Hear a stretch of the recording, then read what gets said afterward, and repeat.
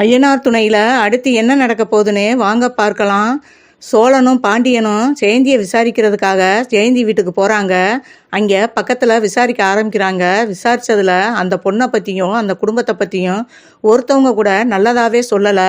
அந்த குடும்பத்தில் போய் பொண்ணை எடுக்கிறீங்கன்ட்டு எல்லாருமே பீதியை கிளப்புற மாதிரியே சொல்கிறாங்க. இதை கேட்டு ரொம்பவே சோழனும் பாண்டியனும் அதிர்ச்சி ஆகுறாங்க.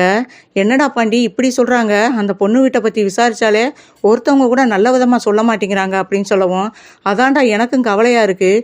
இதை அண்ணன்கிட்ட சொன்னால் அண்ணன் எப்படிடா ஒத்துக்கிறோம்? ரெண்டாவது, இப்போ சாயந்தரத்துக்கு நிச்சயத்தை வச்சுக்கிட்டு நம்ம இப்படி விசாரித்தோம்னு சொன்னால் கூட அண்ணன் நம்பாதுடா. இவங்களுக்கு ஆரம்பத்துலேருந்தே இந்த கல்யாணத்தில் இஷ்டம் இல்லை, அதனால தான் இவங்க எதையோ சொல்கிறாங்கன்னு தாண்டா அண்ணனும் சொல்லும். ஆமாடா பாண்டி, இப்போ நம்ம போய் சொன்னாலும் அண்ணன் இதைத்தாண்டா சொல்லும். சரி, அதுக்காக நம்ம இப்படி விட முடியுமா? நம்ம அண்ணன்ட்ட போய் பேசி பார்க்கலாம்டா அப்படின்னு சொல்லிட்டு வீட்டுக்கு வர்றாங்க. வீட்டுக்கு வந்துட்டு சேரன்ட்ட சொல்கிறாங்க, அண்ணன் இந்த மாதிரி விசாரித்த இடத்துல அந்த பொண்ணையும் பொண்ணு வீட்டுக்காரவங்களையும் ஒருத்தவங்க கூட அவங்கள நல்லவங்கன்னு சொல்லலைண்ணே, வேணாம்னே இந்த சம்மந்தம். இப்போ என்னண்ணே, நிச்சயம் பண்ண வர சொல்லியிருக்காங்க, நம்ம ஃபோனில் கூட வேணாம் சொல்லிடலாமே அப்படின்னு சொல்லவும், உடனே சேரன் சொல்கிறாரு, ஏண்டா அப்படி பார்த்தா நம்ம குடும்பத்தை யாருடா நல்லவங்கன்னு சொல்கிறாங்க? நம்ம இந்த வீட்டில் உள்ளவங்கலாம் யாருமே நல்லவங்க இல்லைன்னு ஆயிருமா? ஊரில் 4 விதமாக பேசுவாங்கடா, அதெல்லாம் நம்ம தப்பாக எடுத்துக்கிற கூடாது. ஒருவேளை ஜெயந்திக்கு பிடிக்காதவங்க கூட உங்கள்கிட்ட பேசியிருக்கலாம்ல, அப்படித்தாண்டா. மற்றவங்க சொல்கிறத வச்செல்லாம் ஒரு பொண்ணை நம்ம தப்பாக பேசக்கூடாதுடா, அதுவும் ஒரு பொண்ணுடைய வாழ்க்கை. இப்போ நிச்சயம் பண்ண வர்றோம்னு சொல்லிட்டு இப்போ வேணாம் நம்ம ஃபோனில் சொன்னோம்னா பொண்ணு வீட்டுக்காரவங்களுக்கும் அந்த பொண்ணுக்கும் எவ்வளோ மனசு கஷ்டமாக இருக்கும். இதே மாதிரி நம்ம கூட பிறந்த அக்காவோ தங்கச்சிக்கோ இந்த மாதிரி நிலைமை ஏற்பட்டா நம்ம சும்மா இருப்போமாடா? நம்ம மனசு எவ்வளோ கஷ்டப்படும் நினச்சி பாருங்கடா. ஏன்டா புரியாமல் பேசுகிறீங்க அப்படின்னு சொல்லிட்டு கோவமாக பேசுகிறாரு. ஏனே இப்படி புரிஞ்சுக்கிறவே மாட்டியா நீ அப்படின்னு சொல்லவும், அப்போ நடேசன் சொல்கிறாரு, டே இவன் யார் சொன்னாலும் கேட்க மாட்டான்டா, பட்டா தாண்டா இவனுக்கு தெரியும், இவன் போய் பட்டுட்டு தாண்டா வரப்போகிறேன் அப்படின்னு சொல்லவும், அதுக்கு நிலாவும் சொல்கிறாங்க, அண்ணே இந்த இடத்துல கொஞ்சம் யோசிச்சு பாருங்கண்ணே, ஏன்னா இவ்வளோ தூரம் விசாரிச்சுட்டு வந்துட்டு அந்த பொண்ணு வீட்டுக்காரங்களை பற்றி யாருமே நல்ல விதமாக சொல்லலைங்கிறாங்க, கொஞ்சம் யோசிங்கண்ணே அப்படின்னு சொல்லவும், ஊரில் சொல்கிறதெல்லாம் கேட்டுட்டு நம்ம அப்படி எடுத்தங்க கவுத்தம்னு நிச்சயத்தை நிப்பாட்ட முடியாதுப்பா, நான் நல்லா விசாரிச்சுட்டாப்பா நான் ஓகே சொன்னேன் அப்படின்னு சொல்கிறாப்புல. நிலா சொல்கிறாங்க, இதுக்கு மேலே அண்ணனை யாரும் வற்புறுத்தாதீங்க, அவர் இஷ்டப்படியே நல்லபடியாக அந்த நிச்சயத்தை முடிச்சிருவோம் அப்படின்னு சொல்லிட்டு நிலா எல்லாரும் நிச்சயம் பண்ணுறதுக்கு அந்த பொண்ணு வீட்டுக்கு போகிறாங்க. அங்கே போனால் அந்த பொண்ணுடைய அப்பா அம்மா அவங்கள வீட்டுக்குள்ளே கூப்பிட்டு உட்கார வச்சு, தயவு செய்து எங்களை மன்னிச்சுக்கோங்க, இந்த மாதிரி டைவர்ஸ் பண்ணிட்டு போன மாப்பிள்ளை திரும்பவும் என் பொண்ணோட சேர்ந்து வாழணும்னு நேற்று தான் சொல்லிட்டு போனார், இந்த விஷயத்த சொல்ல சொன்னோம் உங்கள்கிட்டையும் சொல்லலை, எங்களை மன்னிச்சுக்கோங்க அப்படின்னு சொல்லவும், இதை கேட்ட சேரன் ரொம்பவே ஷாக்காகிறாரு. பக்கத்தில் இருந்த நிலா, சோழன், பாண்டியன், பல்லவன், நடேசன் எல்லாருக்குமே சந்தோஷம்.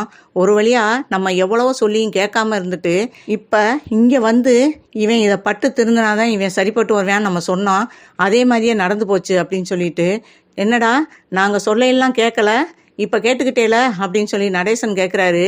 அவர் பதிலே பேசலை. எந்திரிச்சு வாங்க எல்லாரும் வீட்டுக்கு போகலாம் அப்படின்னு சொல்லிட்டு எல்லாரும் வீட்டுக்கு வந்துடுறாங்க.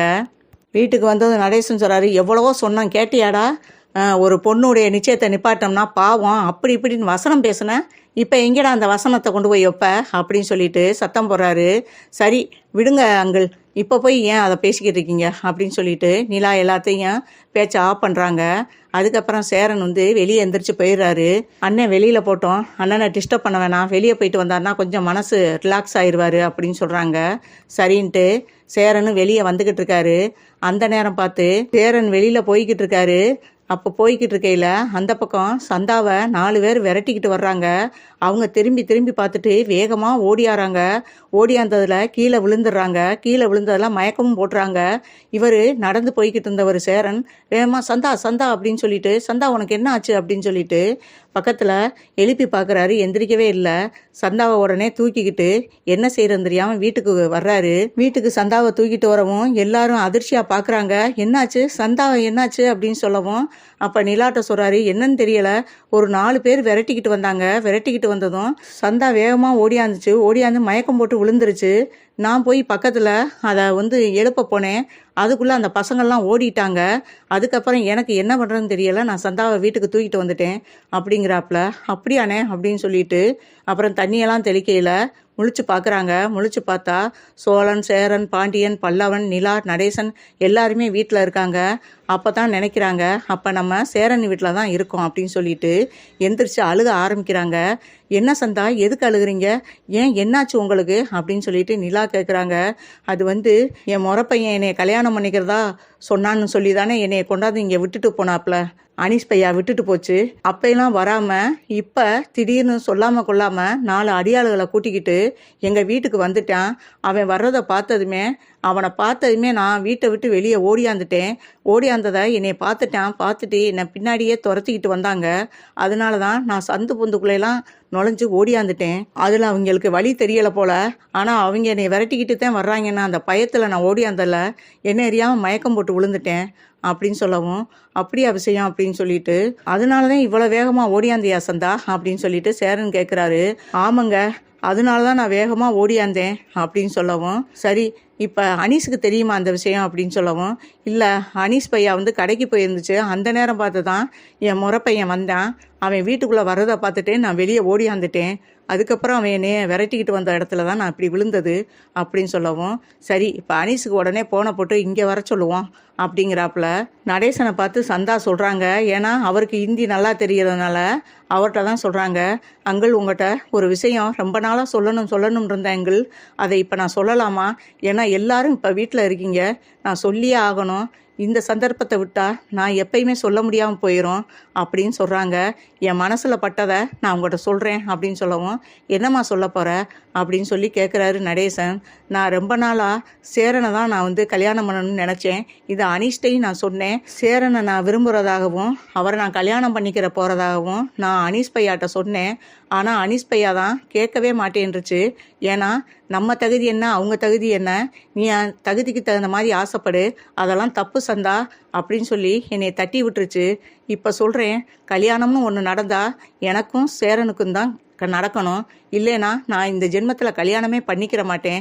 எப்படியாவது எங்கள் 2 பேர்த்தையும் ஒன்று சேர்த்து வைங்க ப்ளீஸ் அங்கிள் அப்படின்ட்டு கையெடுத்து கும்பிட்றாங்க சந்தா. இதை கேட்டு எல்லாருமே ஷாக்காகிறாங்க. வீட்டுக்குள்ளே வந்த கார்த்தியா கேட்டுக்கிட்டே இருந்துட்டு, என்ன மாமா இன்னும் யோசிக்கிறீங்க, கட்டுங்க மாமா தாலிய அப்படின்னு சொல்லி சேரனை பார்த்து கார்த்தியா சொல்ல, எல்லாரும் திரும்பி பார்க்குறாங்க.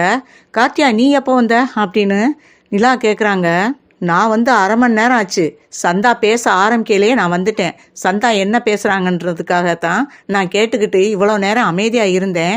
ஏன் மாமா இன்னும் தயங்குறீங்க?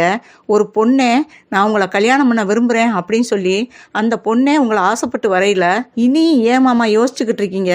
நான் இப்படித்தான் உங்களை கெஞ்சி கூத்தாடி என்னைய கல்யாணம் பண்ணிக்கிற சொன்னேன். ஆனால் என்னைய எங்கள் அம்மா அப்பா பேச்சை கேட்டுக்கிட்டு என்னை அனுப்பி விட்டுட்டீங்க. சரி, அது முடிஞ்சு போன கதை. இப்பயாவது இந்த பொண்ணு உங்களை மனசார விரும்புது. இந்த பொண்ணு ஆசையாவது நிறைவேற்றுங்க மாமா. அந்த பொண்ணு கழுத்தில் தாலி கட்டுங்க மாமா. சொல்கிறத கேளுங்க மாமா, ப்ளீஸ் மாமா அப்படின்னு சொல்லி கெஞ்ச ஆரம்பிக்கிறாங்க கார்த்திகா. சேரன் சொல்கிறாரு, அனீஸ் வரட்டும். அனீஸ் வந்ததும் அனீஸுடைய சம்மதத்தோட நான் சந்தா கழுத்தில் தாலி கட்டுறேன் அப்படின்னு சொல்கிறாரு சேரன்.